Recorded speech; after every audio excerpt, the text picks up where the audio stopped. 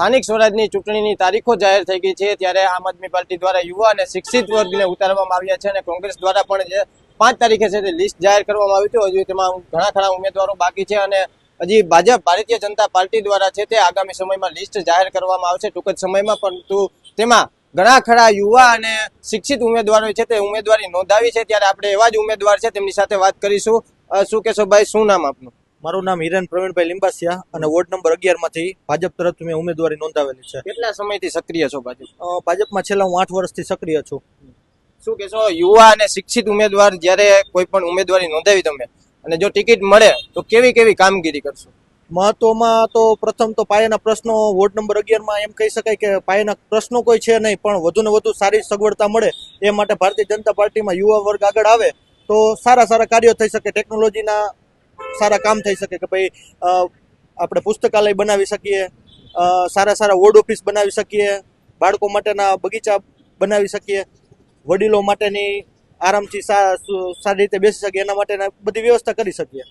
તમને ઉમેદવારીમાં જો ટિકિટ મળી જશે તો આગામી સમયમાં કેવી લડત આપશો તમે?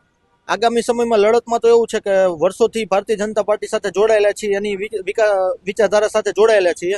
હંમેશા સારું ને સારું કાર્ય થાય એવા પ્રયત્ન કરશું અને બીજા પક્ષની જેવું નહીં કે ભાઈ હાલો ચૂંટણીનો સમય આવ્યો અને બધાય દેખાય એવું નહીં. ભારતીય જનતા પાર્ટીએ જ્યાં જી વોર્ડમાં કે રાજ્યોમાં હાર્યા છે ત્યાં પણ તેમણે પોતાનું પ્રભુત્વ જાળવી રાખ્યું છે અને કન્ટિન્યુ કામ કર્યા છે. એવું નહીં કે હાલો ચૂંટણી હારી ગયા તો રાજીનામા દઈ દો અને નીકળી જાવ, એવું કાંઈ નહીં. ભારતીય જનતા પાર્ટીનો એક સારો એવો વિકાસ માટેની ઘણા સારા કામ કર્યા છે એટલે એ ચૂંટણીમાં ઘણા બધા મુદ્દે એને આપણને ફાયદો થશે.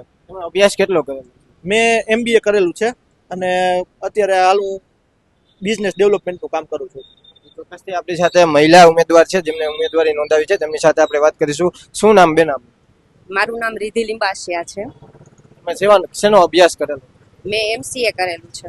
શું કહેશો બેન, એક મહિલા તરીકે ઉમેદવારી નોંધાવી છે, મહિલા અને બીજા નંબરમાં યુવા તરીકે, અને જે શિક્ષિત લોકો અત્યારે આ રાજકીયમાં આવે તો કેવો ફાયદો થાય લોકોને? શિક્ષિત લોકો રાજકારણમાં આવે એનો એક વધારે પડતો ફાયદો એ છે કે એ વધારે પડતા સોશિયલ મીડિયામાં છે. સોશિયલ મીડિયામાંથી આપણે ઘણું સારું એવું શીખી શકીએ છીએ.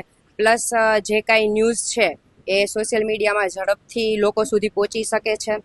અને બીજા ધોરણે એ કહીશ કે શિક્ષિત લોકો આવે તો એ લોકોને કેવી રીતે આગળના નિર્ણયો સારી રીતે લેવા એ વધારે પડતી ખ્યાલ આવે છે અને એનો અનુભવ હોય છે. તમે કેટલા સમયથી પાર્ટી સાથે જોડાયેલા?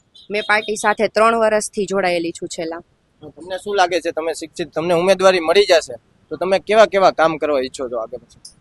પહેલા તો ઉમેદવારી મળે તો મારા વિસ્તારના લોકો માટે હું પ્રાથમિક જે જરૂરિયાતો છે, જે પાણીની છે, સ્ટ્રીટ લાઇટની છે કે જે કાંઈ એને પ્રાથમિકતા આપીશ અને એનું સોલ્યુશન ઝડપથી આવે એ મારો પહેલો મહત્વ રહેશે. અને બીજું એ કે મહિલાઓને આગળ વધારવાનું મારું એક મેઇન છે કે મહિલાઓ દરેક ક્ષેત્રમાં આગળ હોવી જોઈએ. અત્યારે જે પ્રાધાન્ય અત્યારે પુરુષોને મળે છે એ જ પ્રાધાન્ય મહિલાઓને મળે અને મહિલાઓ આગળ વધે એ મારું મેઇન એમ રહેશે.